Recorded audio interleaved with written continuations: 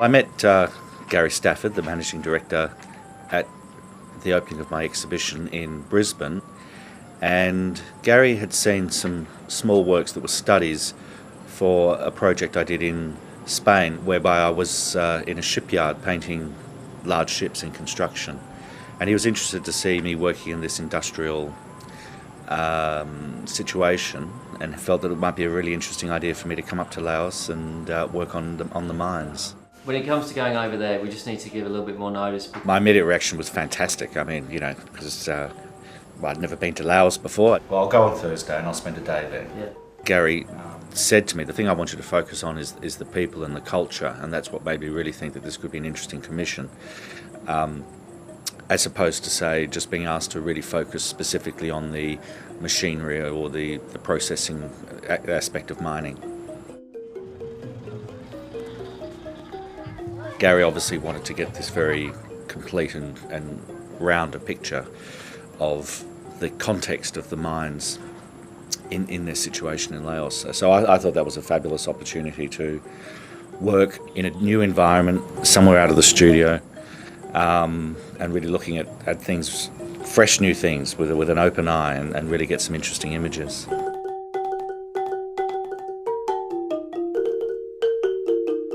Personally, I have a love of art, and I thought it would be really cool if we could commission an artist to come up to the mine sites and capture for posterity not only the workplace environment but also our people at work. Peter's work is he's well renowned for his portraiture and his figurative work, and people say it's realistic work, but I also think that he imbues it with the ambience of the subject matter as well. It's about trying to capture the mood of the people you're painting.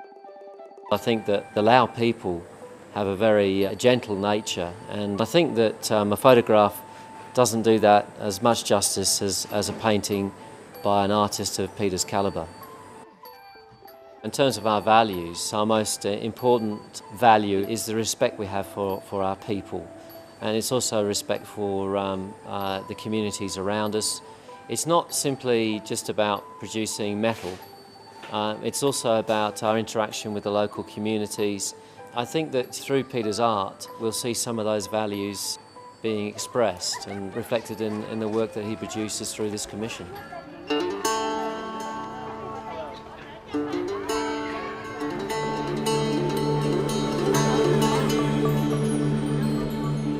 There's a very big difference between working in your studio and working out of the studio, and that's one of the reasons I really jump at the opportunities such as this one that comes up, where someone is asking you to get out of your studio, take yourself to a completely foreign environment and make art in that situation. And the challenge of that, the studio is a very controlled environment.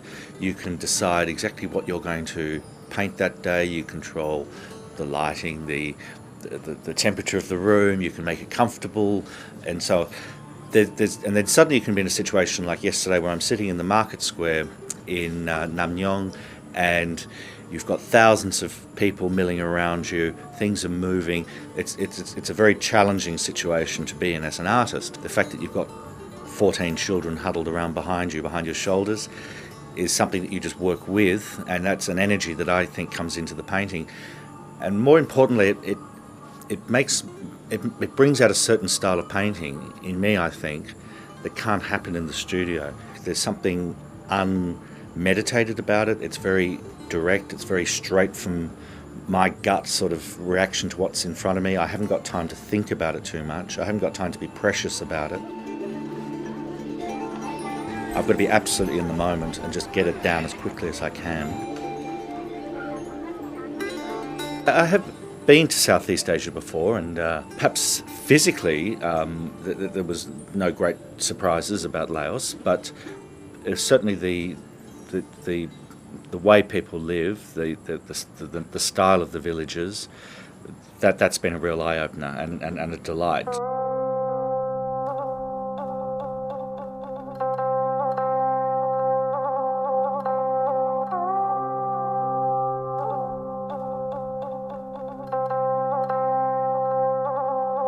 Well, frankly, I've seen enough to provide a year's work. Fabulous things that I've seen in the last couple of days that I'm really looking forward to getting down onto canvas. For the last 6 years, I've been living with my family in Barcelona, and I practice my art, make my art there in Barcelona in the studio. Still having very strong connections with Australia, though. I'm still exhibiting every year on a regular basis with both my galleries in Australia. But the engine room is in Barcelona. I grew up in a very artistic family. My father is a practicing painter. My mother, of course, was an art teacher and then went on to become the director of the National Gallery of Australia. So grew up in an environment that was very nurturing of the visual arts, and I was very fortunate in that respect. Logistically, it's tricky. I mean, it's taking a little longer than I expected to get to places because it's rough country. The roads are rough. In some cases, it's a 40-minute rough ride in a four-wheel drive to get to the spots we're getting to. The heat can be a bit of a problem, particularly in the afternoon. Day one, I was standing in full sun. I quickly realised that wasn't going to work because, I'm pretty stoic and tough, I like to think I am, but you're standing in this sort of sun for an extended period of time, you stand at risk of severe dehydration and so forth. So the people here have been fantastic, and they have found an umbrella, a large sort of patio umbrella with a stand, so that now that's in the back of the truck and that follows us wherever we go. And that's fantastic because it means I can stand in shade, so it's not limiting.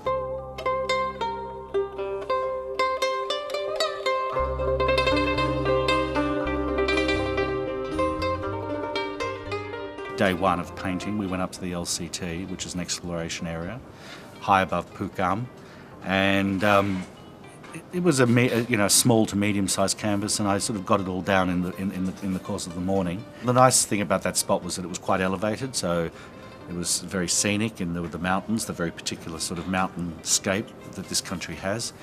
And as I arrived and sort of chose a spot, one of the chaps who works there just happened to be standing there leaning against the bamboo balustrade looking out over the valley, and that just gave me the idea that that's a nice little touch. I think for me to have that human element in the picture is often the key thing that makes it work for me. It was a very noisy spot because there was a drill rig right behind me operating as I was working, but noise actually doesn't bother me much when I'm working. I find that when I'm sort of in the moment and really focused on the work, I obliterate all that background noise. It doesn't seem to bother me.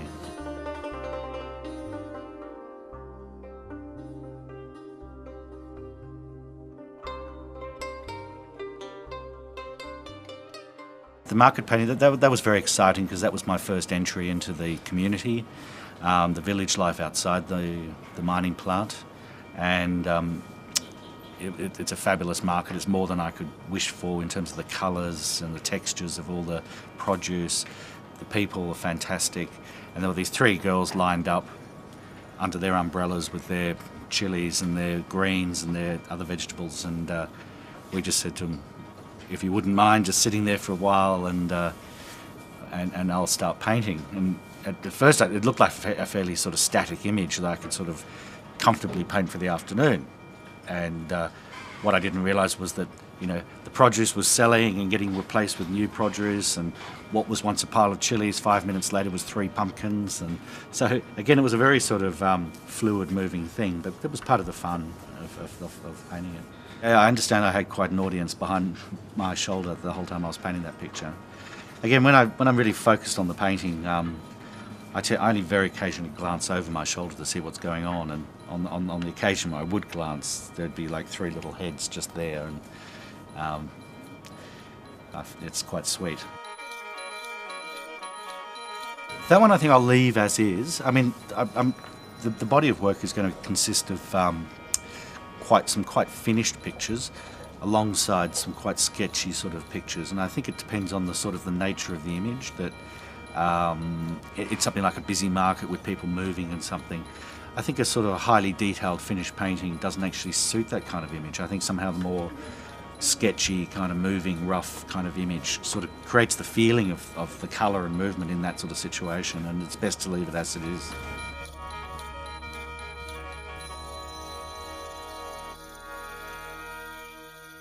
The school was a fantastic image. As soon as I walked into that room, I thought it'll be a great painting.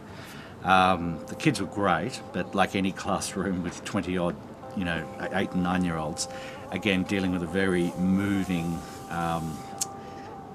non-static thing to paint. So as soon as I started the work, I realised that I wasn't going to get the whole thing down, and these kids were not going to sit that still enough for me. So what I've done is I've sketched in the basic layout of the painting, and then I took some photographs of individual kids, and I'll be able to work on that painting, resolve it back in the studio when I get home with the photographs. The main painting, the classroom picture, I got to a point where I thought I've done as much as I can in situ, and I think I still had an hour and a half up my sleeve before lunch, and I grabbed one of the boys who had this sort of intense sort of gaze in his eyes and got him to sit, and he was a wonderful little model. It was incredible the way he sat there.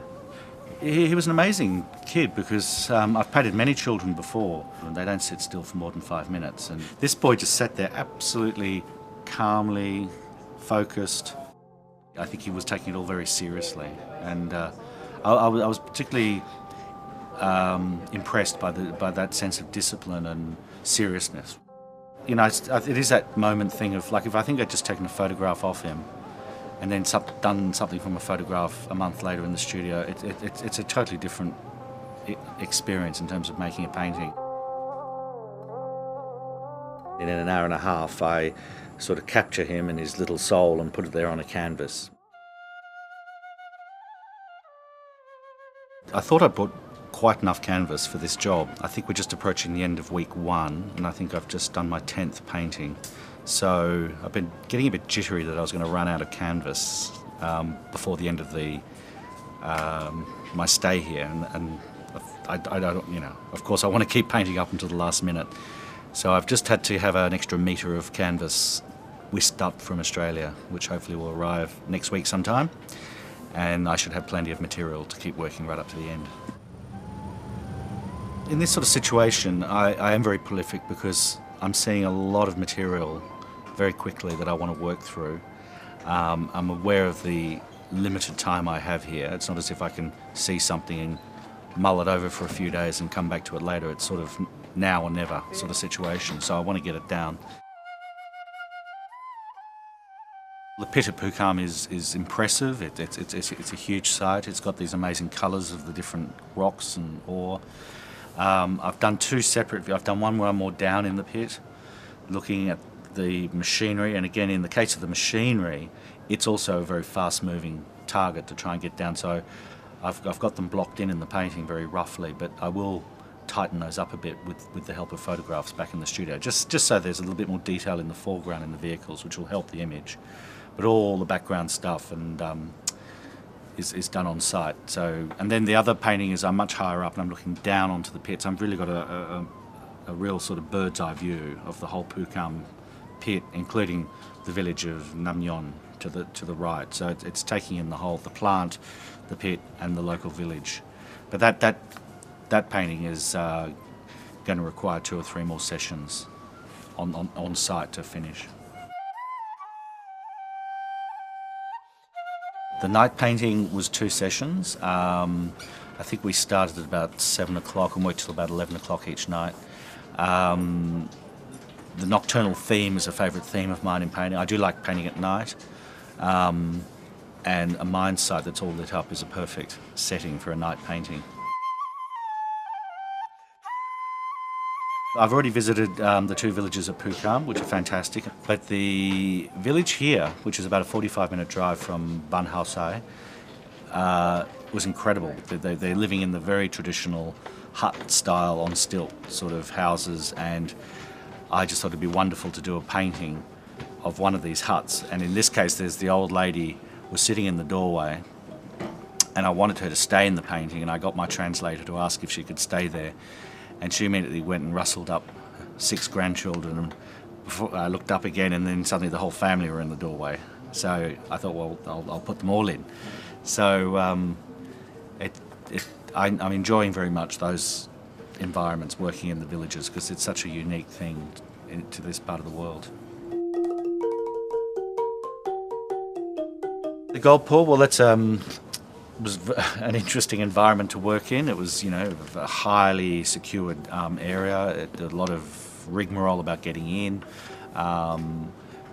Great environment, and I decided, because of the subject, that it probably could be a bigger picture, but for the logistical things of how quickly the whole pour happens, the difficulty of getting in and out of there, I thought I'd just do a little canvas, which we call a study, which is something that I'll be able to use to make the bigger picture back in the studio. Well, I started the study in the gold room, and the figures were unable to stand in the position I wanted them to for more than about 1 minute because of the heat coming off the furnace.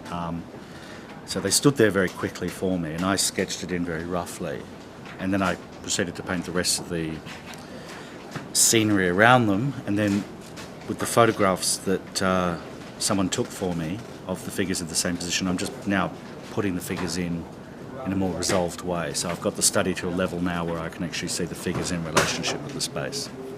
And I'm doing that in here. I don't need to be actually in the room itself to do that. I wanted to do it straight away whilst it's all still fresh in my mind. So I've still got the sort of imagery in my head, whereas if I leave it a week or two until I get back home, I might have lost the moment then. I think PanAust has been quite brave and creative in a way in doing this, asking someone like me to be in situ in Laos and actually